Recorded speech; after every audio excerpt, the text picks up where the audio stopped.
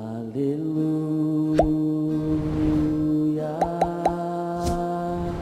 aleluia, aleluia, aleluia.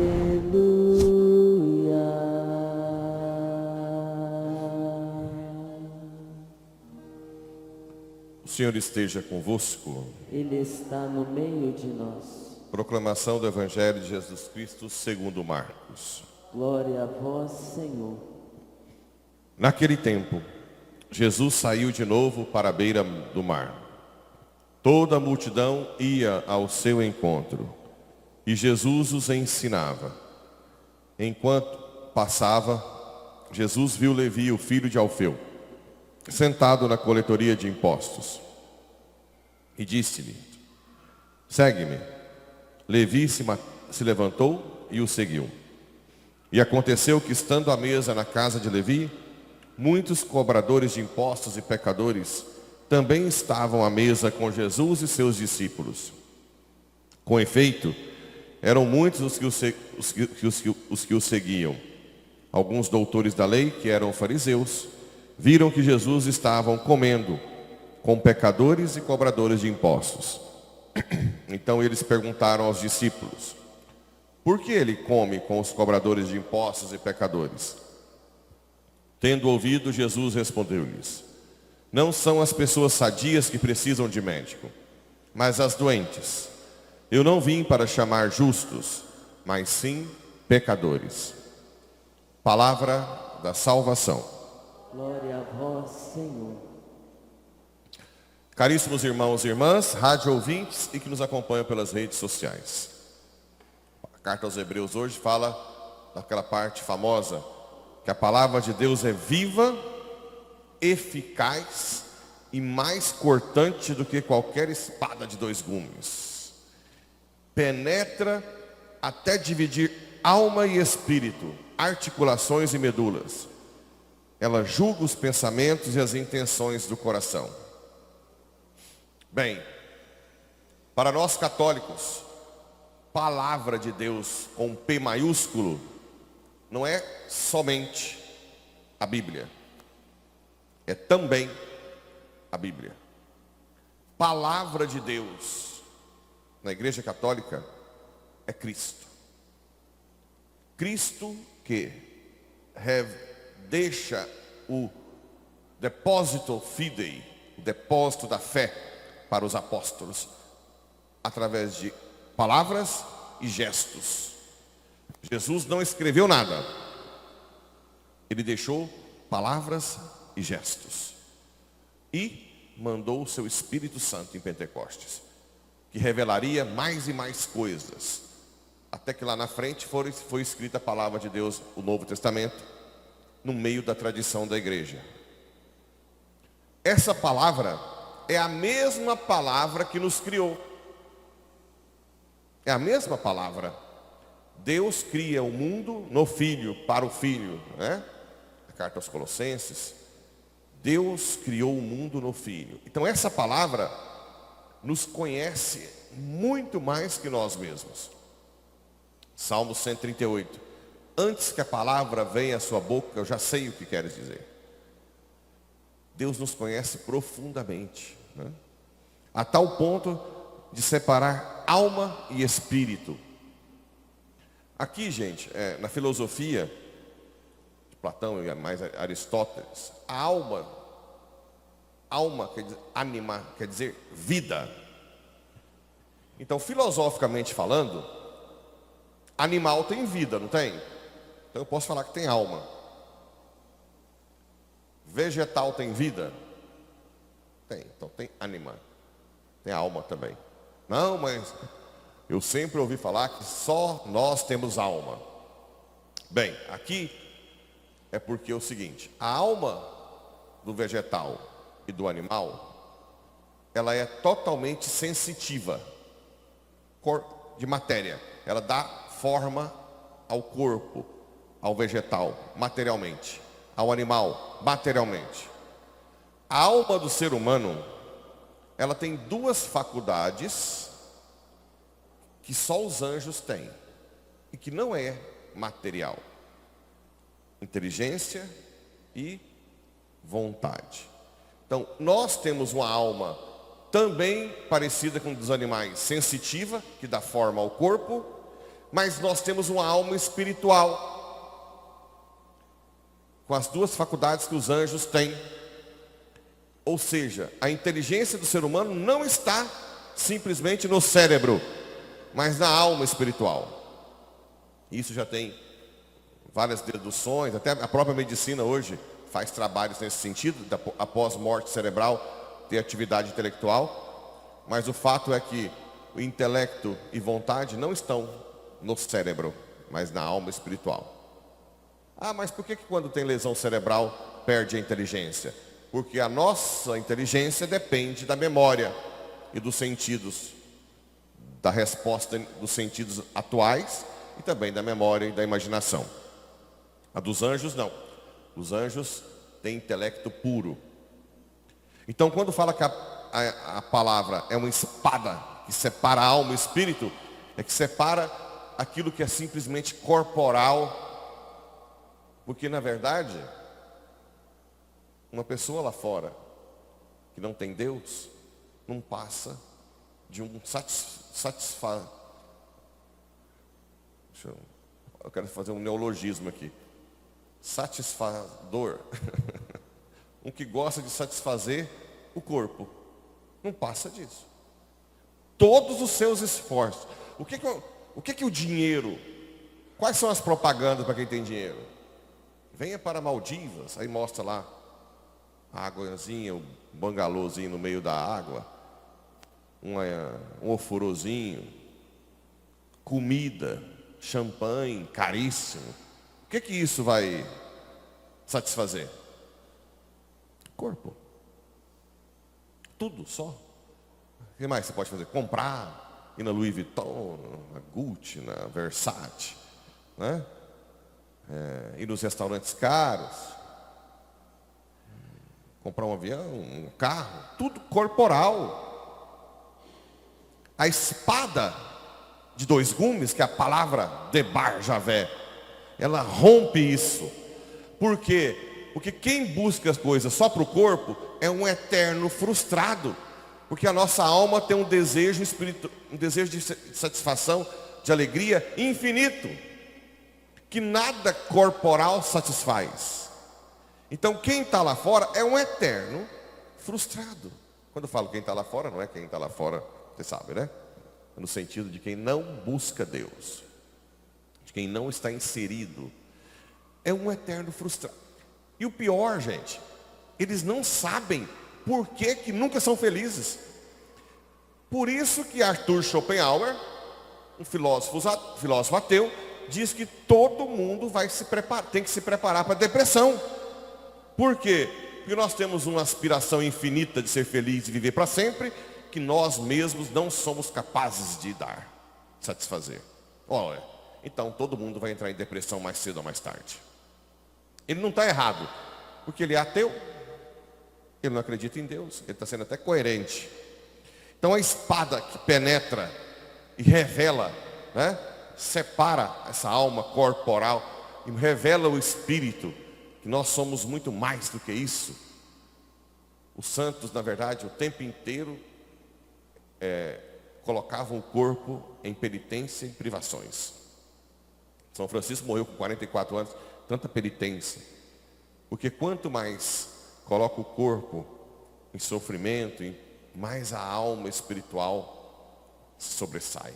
Mais ela tem união íntima com o Pai. Nós que nascemos para sermos totalmente dele. Ela julga os pensamentos e as intenções do coração, essa palavra. Agora, é necessário que tenha pessoas para pregar. A palavra, ela vai ficando dentro, ela vai corroendo. Ela é viva, ela é eficaz, né? Gostei do testemunho do casal de Brasília, como que eles mudaram a concepção de vida, a palavra que fica lá, incomodando Até hoje lá em Porá, tem muita gente, claro que vocês veem que gosta, mas também tem muita gente que não gosta de mim. E de vez em quando alguém conta que está numa roda. Ai, que saudade do padre. Não, não fala nesse nome. Por que a pessoa continua com aquilo? Mesmo eu estando aqui, não esquece. Porque aquela palavra que ela ouviu, corrói, incomoda, julga os pensamentos. Ela fica lá. Não é simplesmente a palavra humana. É alguma coisa que incomoda. É muito... O maior problema da vida espiritual é a indiferença. Se alguém é indiferente com alguém, é porque você não está sendo instrumento da palavra. Até na música sertaneja, não é? É a tua indiferença que me mata. Quando a palavra incomoda, por exemplo, é muito melhor que alguém tenha raiva de mim do que seja indiferente comigo. Entende ou não? Então, graças a Deus, comigo, a maioria das vezes, ou é amor, ou é ódio. Dificilmente você vai ver alguém que tenha indiferença.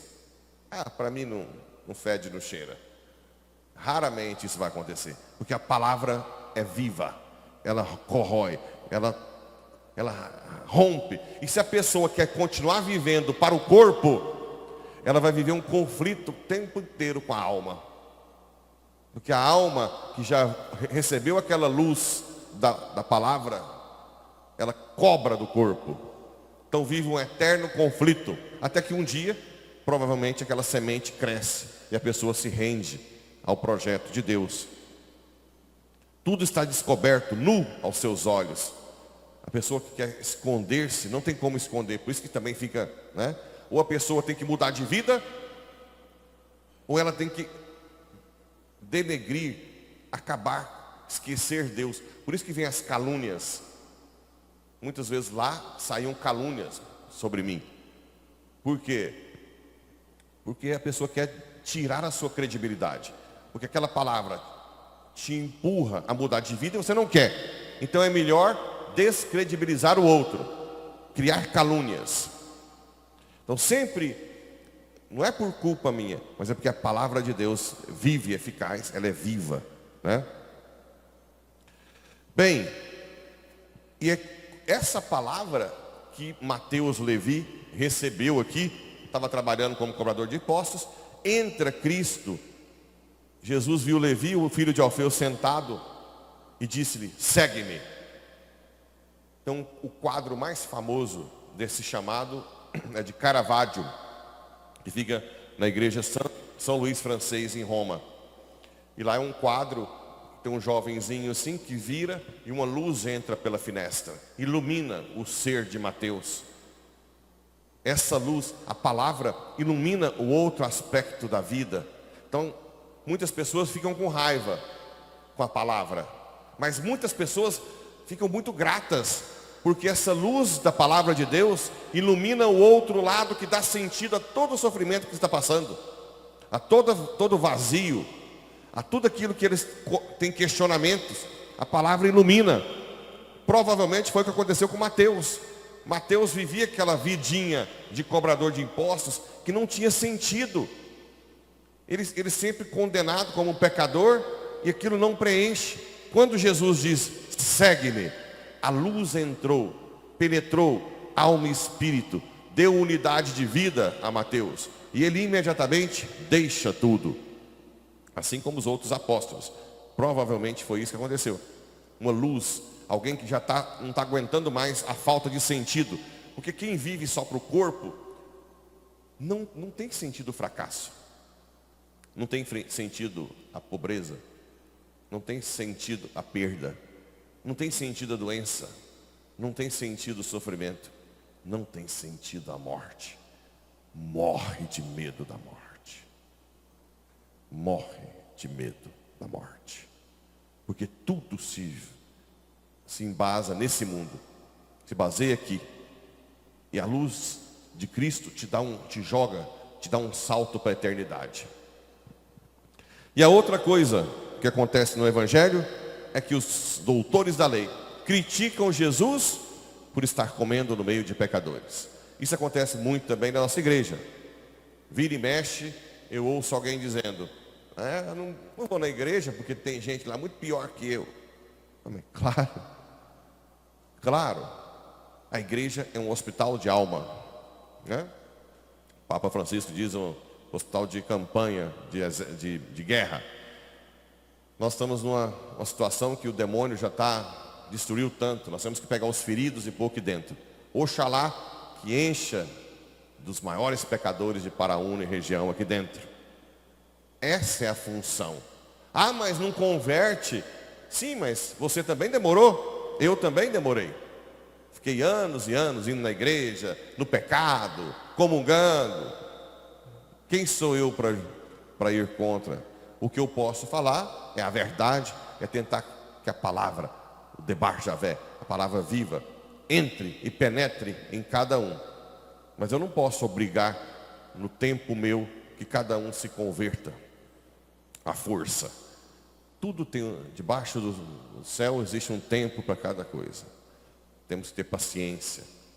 Mas o mais importante é você vir à igreja para focar em Cristo e não nos defeitos do outro.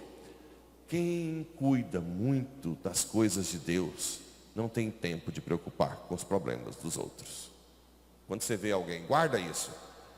Quando você vê alguém falando: a igreja não está cuidando dos pobres, está comprando coisa cara e não cuida dos pobres, não faz caridade, o social. Quando você vai ver a vidinha dessa pessoa que fala isso, não sai nada, não passa de um hipócrita que só pensa em si.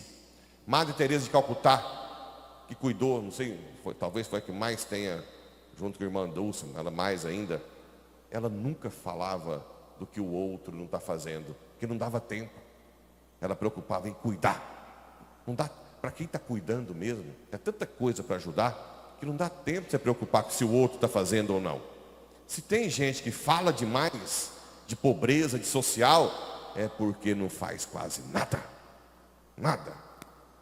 Basta de um hipócrita. É a regra. Pessoas santas que cuidam, que estão aí ajudando pessoas, crianças, idosos, não dá tempo. Não dá tempo de ficar vendo o outro. Como dizia Madre Teresa na entrevista, né? Madre, como que a senhora via aquela favela daquele tamanho? Aquela favela? Sim, a favela que a senhora morou é a maior de Calcutá? Como é que a senhora... Favela? Eu nunca vi favela. Eu sempre olhei o rosto de cada um. Matou. Para mim, cada um era único. Não me interessa o coletivo, o social, o bem, né? Sei lá o quê. É muita teoria e pouca prática. Que Nossa Senhora nos ajude a não sermos hipócritas, mas verdadeiros da caridade. Que façamos e não olhamos quem não faz, mas rezemos por eles. Assim seja.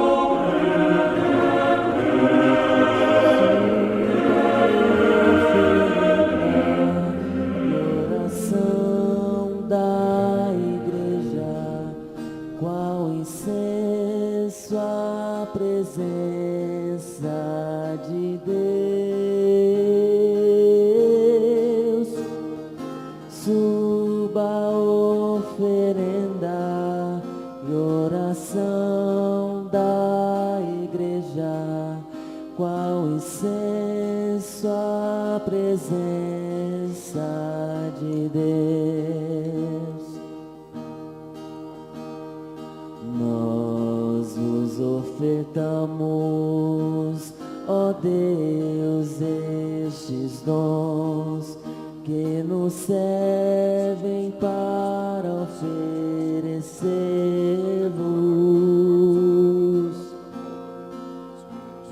Suba a oferenda e oração da igreja, qual incenso a presença de Deus. Suba a oferenda e oração da igreja, qual incenso à presença de Deus.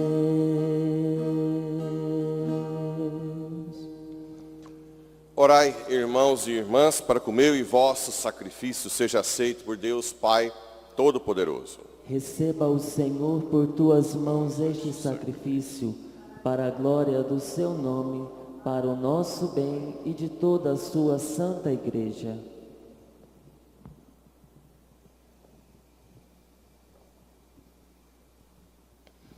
Acolhei, Senhor, as orações do vosso povo, com a oblação deste sacrifício, para que, por intercessão da bem-aventurada Virgem Maria, Mãe do vosso Filho, todos sejam atendidos em suas preces e confirmados em suas súplicas. Por Cristo nosso Senhor. Amém. O Senhor esteja convosco. Ele está no meio de nós. Corações ao alto. O nosso coração está em Deus. Demos graças ao Senhor nosso Deus. É nosso dever e nossa salvação.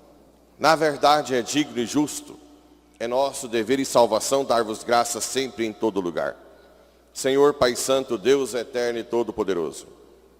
E na comemoração da bem-aventurada Virgem Maria, exaltar-vos com os devidos louvores, acolhendo a vosso verbo, no seu coração imaculado, ela mereceu concebê-lo em seu seio virginal. E dando à luz o fundador, acalentou a igreja que nascia.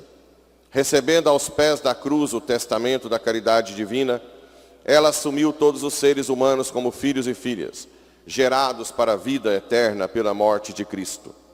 Ao esperar com os apóstolos o Espírito prometido, unindo suas súplicas às preces dos discípulos, tornou-se modelo da igreja orante. Elevada à glória do céu, acompanha com amor materno a igreja peregrina e protege com carinho os seus passos para a pátria celeste, até o dia glorioso da vinda do Senhor. Por isso, com os anjos e os santos, proclamamos a vossa glória, cantando a uma só voz. Santo, Santo, Santo, Senhor, Deus do universo, o céu e a terra estão cheios de vossa glória.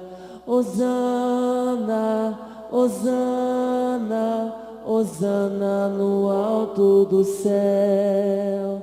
Hosana, Hosana, Hosana no alto dos céus. Bendito aquele que vem em nome do Senhor. Hosana, Hosana, Hosana no alto do céu. Hosana, Hosana, Hosana no alto do céu. Na verdade, ó Pai, vós sois santo e fonte de toda santidade. Santificai, pois, estes dons, derramando sobre eles o vosso Espírito, a fim de que se tornem para nós o corpo e o sangue de nosso Senhor Jesus Cristo. Enviai o vosso Espírito Santo.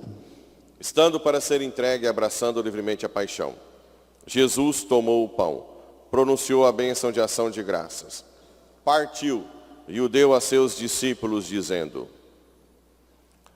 tomai todos e comei, isto é o meu corpo, que será entregue por vós.